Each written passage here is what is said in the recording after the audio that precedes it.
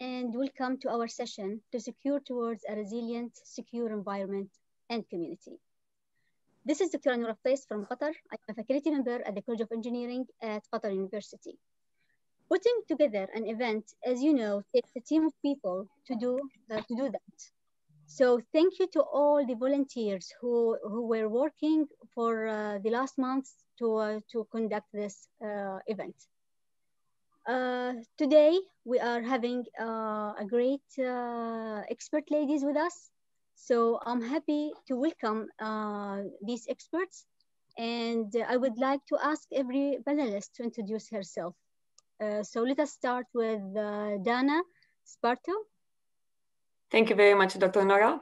Good morning, everyone. It is a pleasure to be here. My name is Dana Spataru. I'm a partner with Deloitte in cybersecurity, and I currently lead the Emerging Technologies Security Group for Deloitte across Europe, focusing on IoT and industrial controls security. It's a pleasure to be here with you.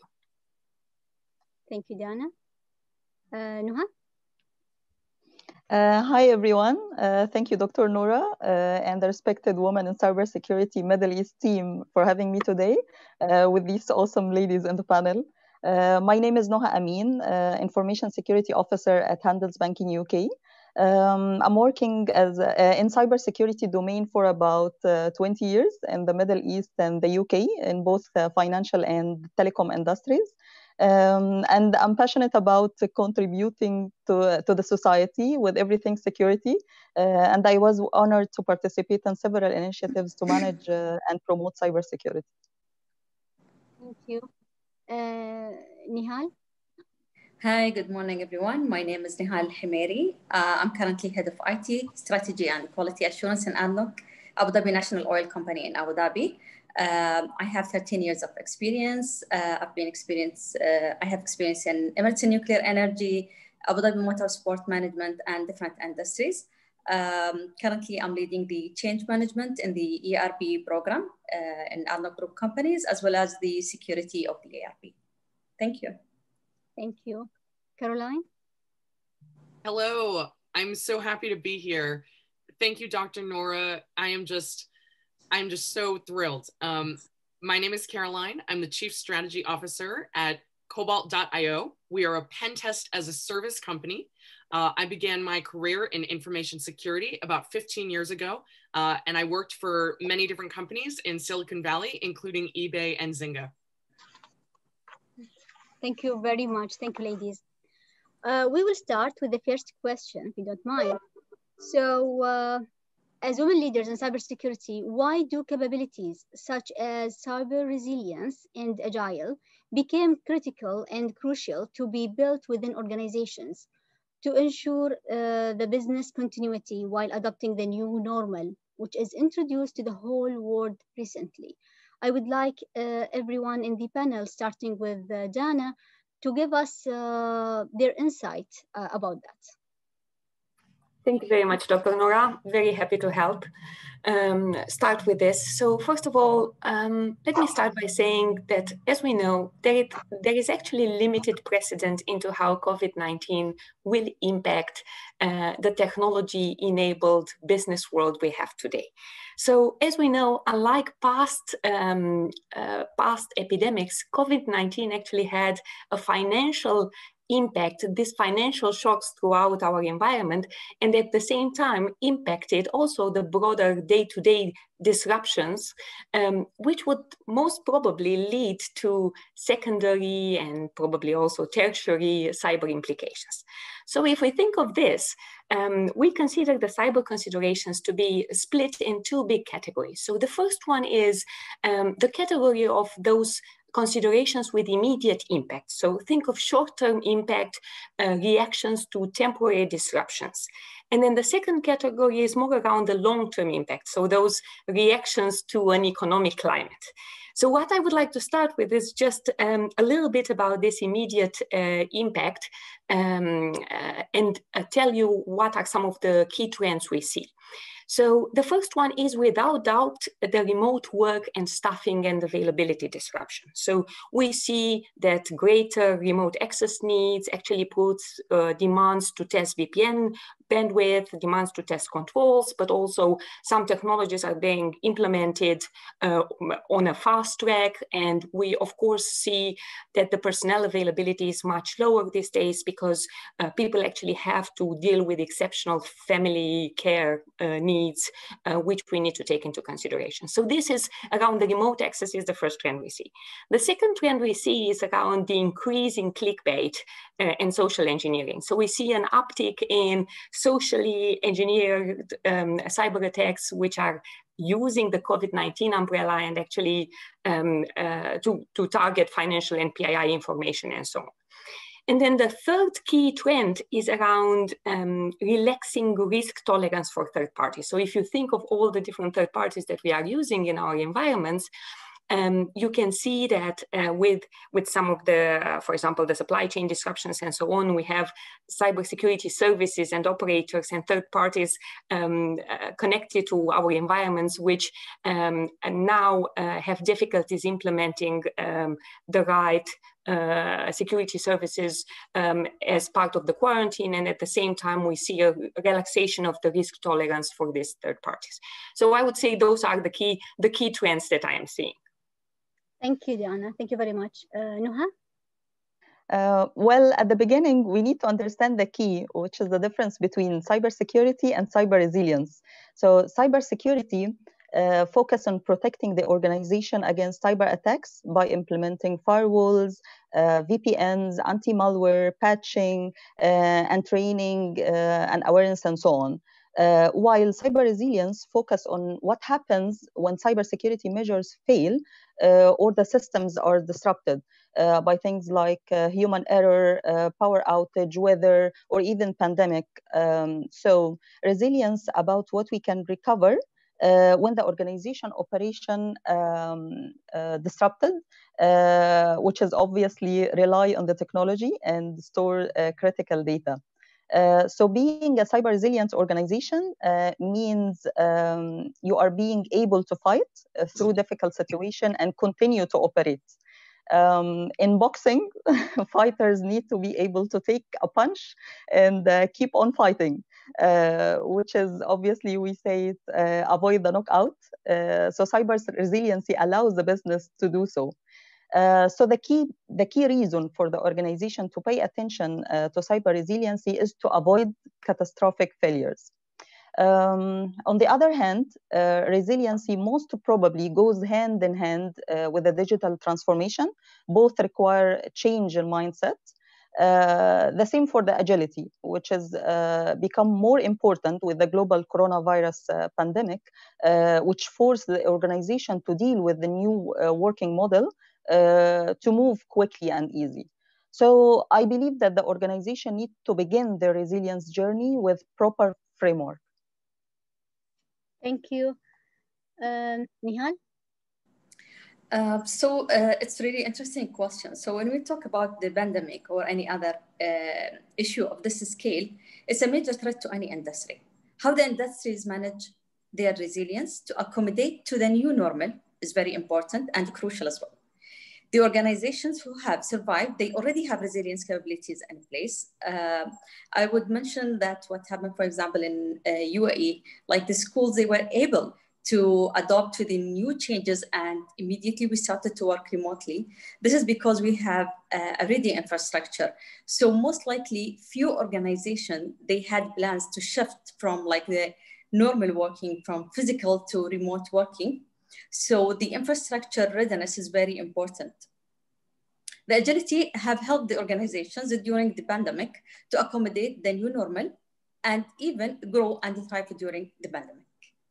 So we have to introducing the new concept of remote working. So also have a major responsibility on the users themselves. So users should be also ready for and well equipped to be able to work remotely, as well as they should be educated well, because we've seen increase in ransomware attack, especially pretending that or receiving emails like from coronavirus update or etc.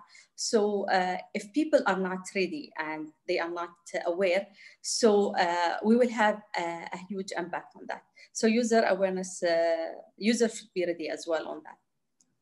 Thank you. Caroline? I want to kind of take a step back and say that, we want to protect and make resilient the things that matter to us. And for me as a mother, I want to protect and make resilient my children. And there is a difference in the way that I do this for a toddler or if my child is a teenager. And so this is something that I think about when we think about what we're trying to do with our work, because I love the concept of cyber resilience because it acknowledges that things are going to happen. Things inevitably will go not as planned. And so I think that there's actually a big cultural component. How can we train our teams? And I don't necessarily mean informal day-long training, but culturally, how do we teach our teams to have an ability to adapt? How do we create a culture of communication and trust and transparency so that when things happen, people can actually decentralize the decisions that need to be made, and these can be made locally. Certainly some of the specific things that we've seen with COVID at my organization, everyone's working remote. And so VPN, which was mentioned, of course, is very important, as well as how do you set up and secure your home Wi-Fi when it's not assumed that you will be going into an office and we will be taking care of that for you. Things like when we onboard new employees, how do we actually make that experience? I don't think we're actually trying to make it the same as if we were onboarding employees in person, but I think we have to think about how is it different? How can we help people feel like they belong? How can we help people feel like it's okay to ask questions? And so I think there's actually a big cultural piece to cyber resiliency. Very insightful, really. Okay, thank you very much. The second question that we need to discuss is about the change. We know that change is becoming the new normal here. What are the main requirements and steps to build business resilience capabilities within our business and operations? So I would like to ask Dana for her insight about this. Dr. Nora, thank you for this. Just to follow up on what Caroline was just saying, when we are talking about key requirements and steps for us to build a resilient organization, I think exactly as Caroline was saying, it is important to start on the right journey, to start with a cultural awareness of what the security requirements are, but also to enable them in the future. So let me share with you this sort of timeline we are using for advising on the steps to secure environments and really building that cultural awareness that we were talking about. So if we are thinking of what is going on today, most of the organizations by now are probably used to things that have happened in the COVID-19 period and probably have a handle on how teams are choosing to collaborate virtually, right? Most of the times they already have this, they can discern between the supply chain dependencies and disruptions and understand what their key risks and key assets are, and also in some cases, I think organizations are really updating their business continuity plans and thinking of how to verify succession planning and so on. If we are thinking about tomorrow and things that need to be implemented, fully agree with the previous comments of our speakers that engaging the workforce on security implications of working from home is very important. So we need that engagement in order to have everyone understand how to cover key remote work leading practices and how to really really understand the implications of working from home security. And then, of course, the second part of that is to secure remote access, really reviewing VPN governance, security posture, implementing the right controls, deploying multi-factor authentication, and so on. So really building a secure remote access platform and infrastructure is a very important step for tomorrow.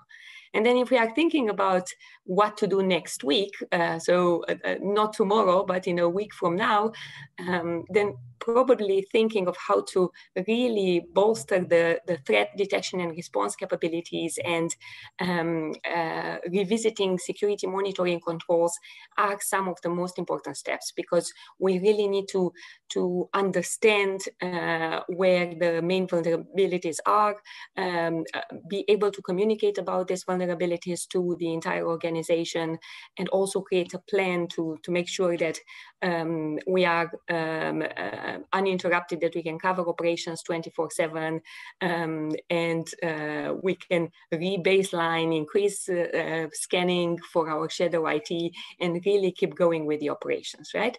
And then if we really are thinking about the next month as well, probably that's on the making sure that we have the right solutions, the right security solutions for the future, that we can update our incident response plans so that we can be on top of any incidents that are coming in the future. Also implementing the right preventive controls around high risk areas, which sometimes takes some time. So as we all know, if we want to update the security architecture, it might take a while. And then ultimately probably developing a mature enterprise-wide crisis management capability, which is capable to actually respond to such situations like COVID-19 and whatever other similar situations might come up in the future, is sort of the last step for the long-term planning. Thank you, Dana. I'm sure Caroline would like to add something here. Yes. So first I want to say that I totally agree with everything that Dana was saying. I actually want to also share another perspective. Perhaps now is a good time for me to say that in my role at Cobalt, I oversee both cybersecurity as well as human resources. And so as we're going through something like COVID-19 and a pandemic, I've had a relatively unique perspective on it, both thinking about it from cybersecurity as well as people in terms of recruiting and retaining and growing our talent.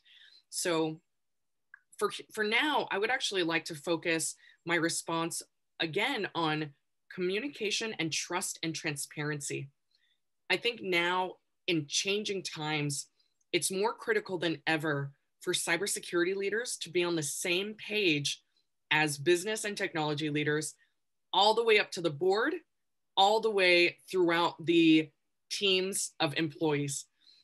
We've got to stay in touch, because what's happening right now is at different places throughout the business, things are changing.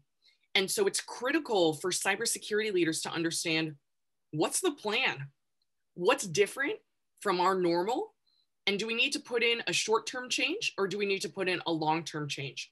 What is the new plan? When are we switching from plan A to plan B? There are many practical things, of course, that organizations are trying to figure out. What will we do about the offices? Where will we store these laptops? What are we going to do about the files? Who's going to go into the office and retrieve the physical mail that arrives? I think it's really important, actually, when we think about the people that run our organizations. Is this going to be temporary, or is this going to last a while? I think it's important, actually, for cybersecurity professionals and all business leaders alike to consider the effects of all of us in terms of burnout, in terms of what we need emotionally. One of the things that we put into place an emotional assistance program. We recognize that some people, their families are affected by layoffs, their families are affected by sickness, and it's completely natural for these things to affect a person's work life, whether or not we're working in the office or working from home. And so we're providing equipment for our folks to have home offices. We're providing for flexible work schedules. we actually think that this means that perhaps you can trust the cybersecurity team. When you have a question, you'll actually reach out. Can you actually reach out and ask a question without feeling safe, without feeling embarrassed? Do you feel like it's safe to ask things?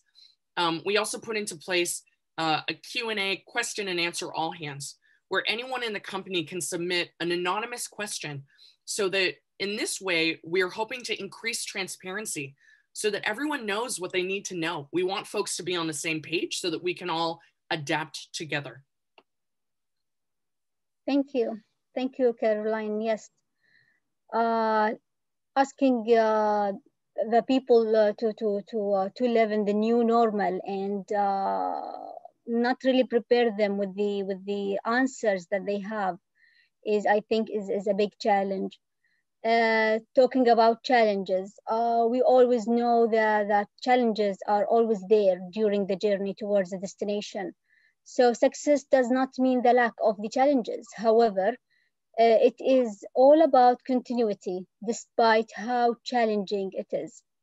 Saying that, we would like to ask Nihal about the cyber resilience and agile challenges faced. What are these challenges that we can face and how to overcome them effectively? In fact, those are not challenges. So understanding the new normal, maximizing the readiness, especially looking into the infrastructure readiness, people readiness, technology as well, technologies that we have in place. So maybe some of the organizations, they faced challenges because their infrastructure were not ready, their people were not ready to work remotely. Always they have hand-to-hand support to manage their day-to-day work, having the VPNs or virtual environment ready for them to access. And also, does the organization have the competencies required in place to run the virtual business? So these are the challenges that most of the organization have faced. And the uncertainty and unknown of the new normal, customers, are they really understanding the situation and the business, and are they ready to accept the new normal? So one of the main challenges also is the processes were not ready, because processes in place are related to the physical, I would say, environment, workplace. So organizations have to redesign their own processes, introduce new technologies and collaboration, secure collaboration tools. So cybersecurity challenges is understanding the new risk profile and trying to navigate the pandemic circumstances while taking into considerations the new normal prerogatives. Thank you, Nihal. Noha? I totally agree with Nihal, and I would like to add, if we have a look at the threat landscape, we will notice increase of sophisticated cyber criminals. So we need to improve our defense posture against attacks with good incident response strategy to mitigate the impact of these cyber attacks. As leaders who confront situations, how we achieve cyber resilience. From my perspective, there are 5 main components to build cyber resilience in our organization. The first and most important component is to know our assets. So if you can imagine, for our houses, we have to know how many windows, how many doors we have, what are the exits and entrance paths, and so on. So we could develop a protection plan for it and security countermeasurements, of course. The second one is to know your supply chain, because usually in technology, supply chain is the weakest link in our protection mechanism. Why? Because if you implement a very good and powerful security controls in your organization, and you rely on a third party who rely on a third party, and that one is very small company providing like delivery, post delivery or something, and they don't have a proper cybersecurity controls, so this will make a vulnerability for our whole system and whole umbrella, and this is a very dangerous component, of course. The third one is to practice good hygiene, including segmenting networks, system patching, phishing detection, education and awareness, and so on. And then to plan your recovery, we have to have a proper and powerful incident response program. And then the last one is to conduct disaster drills or tests, something like tabletop simulation, for example. So as a holistic approach, developing cybersecurity policy and framework is the turning point for resilience. On the other hand, to become a change shaper, there are 4 pillars of successful cyber resilience. I call it MERGE: manage, manage, identify, respond, and govern. To manage cyber risks, the network and of the network itself and the information systems, including third party, because this is a very crucial component in our cybersecurity program. And then to identify and monitor, to detect potential data breaches before significant damage, and then respond, as we said, by developing incident response planning to ensure business continuity, and at the end to govern, where you look at the full program from the top of the organization. As a brief, remote working is not only giving people a laptop.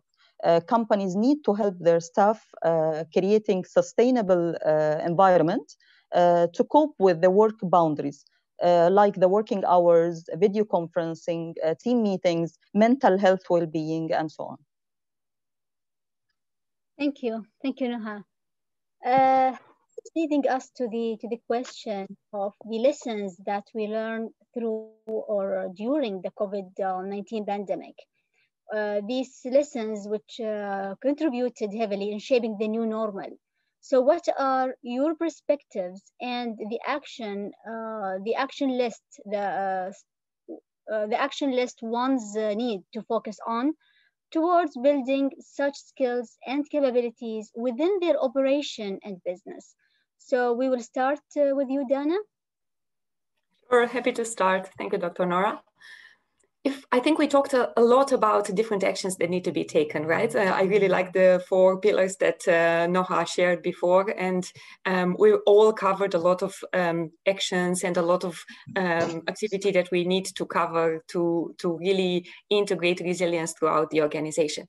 I think my takeaway also from the projects we've done so far, the experience with especially running security operations in this COVID-19 times, is that we need to balance the actions and the reactions to the temporary disruptions, so the short-term disruptions and the things we do to react to them, with the view on the long-term impact over our business.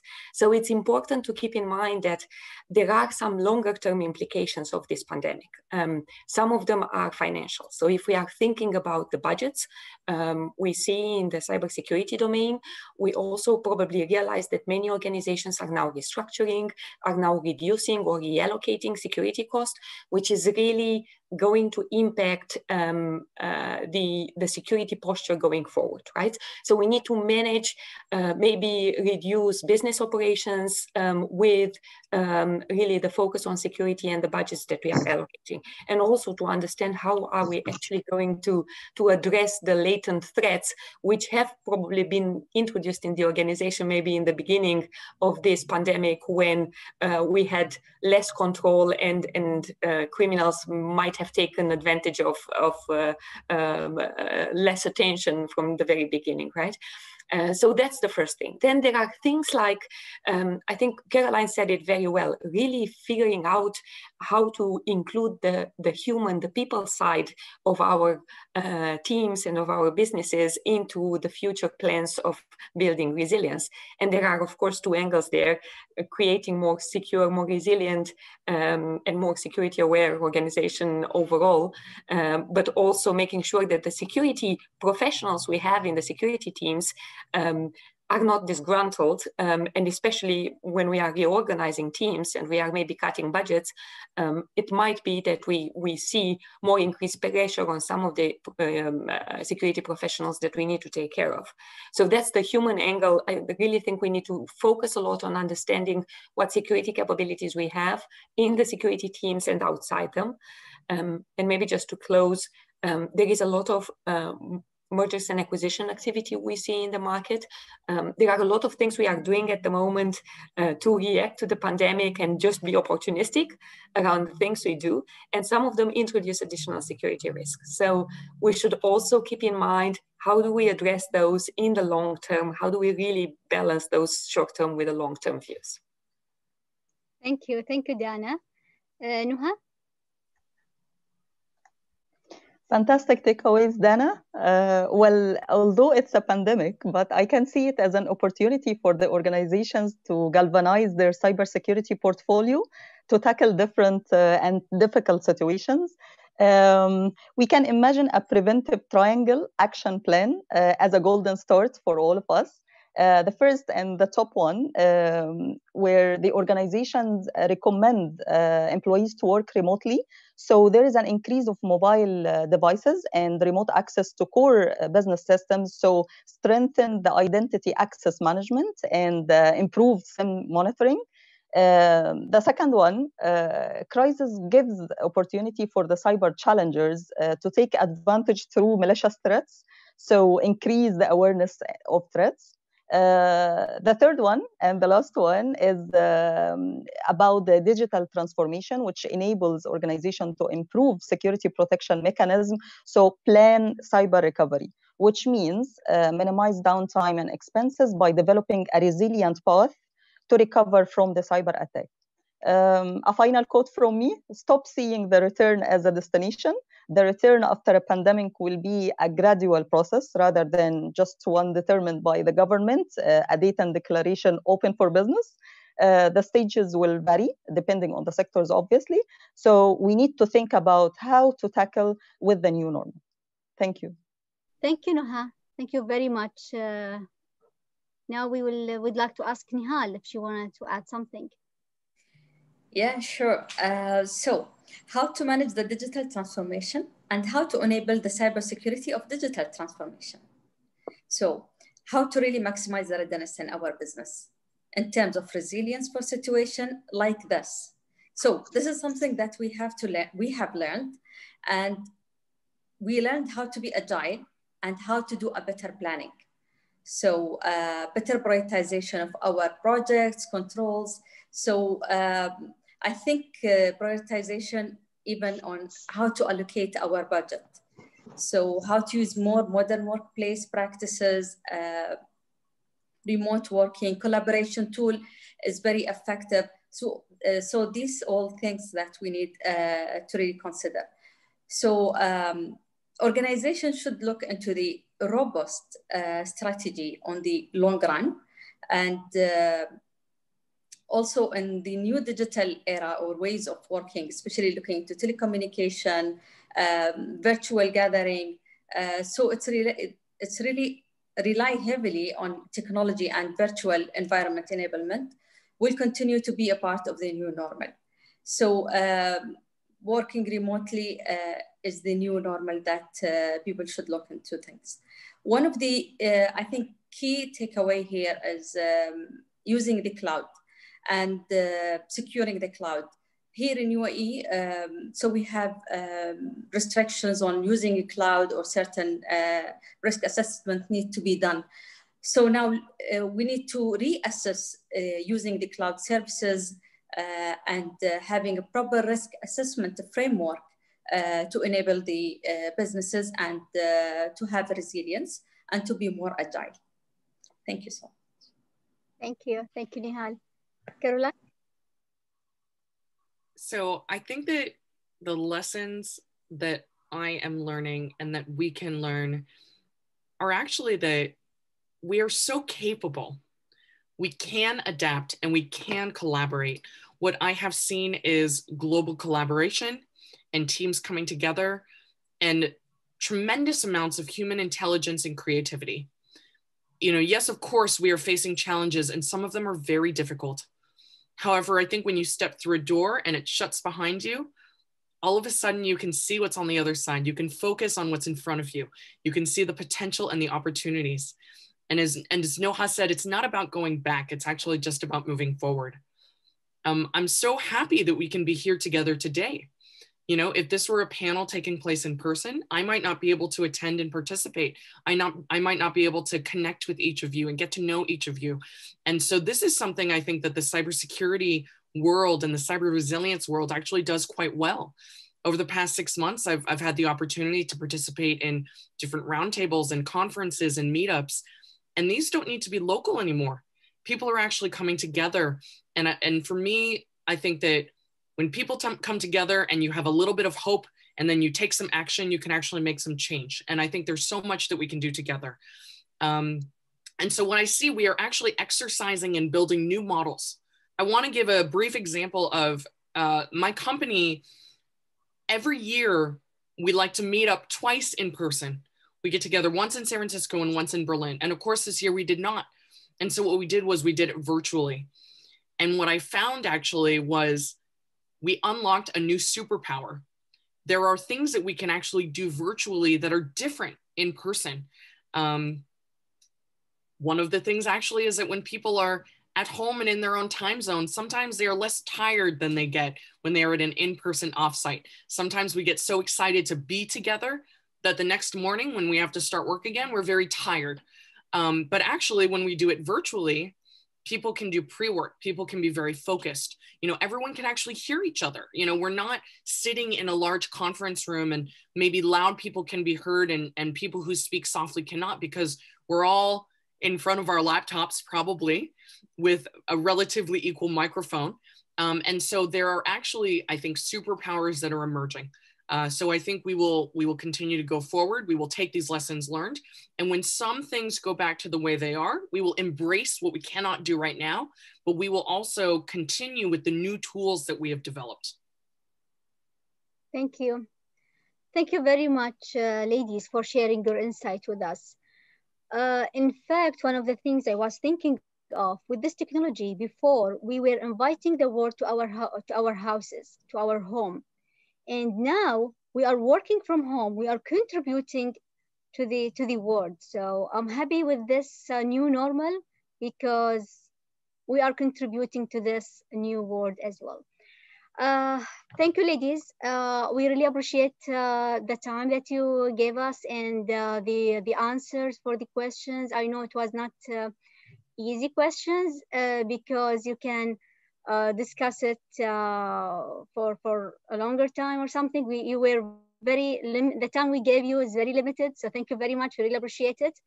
Now I am happy to open the door for any question from the audience that they may have.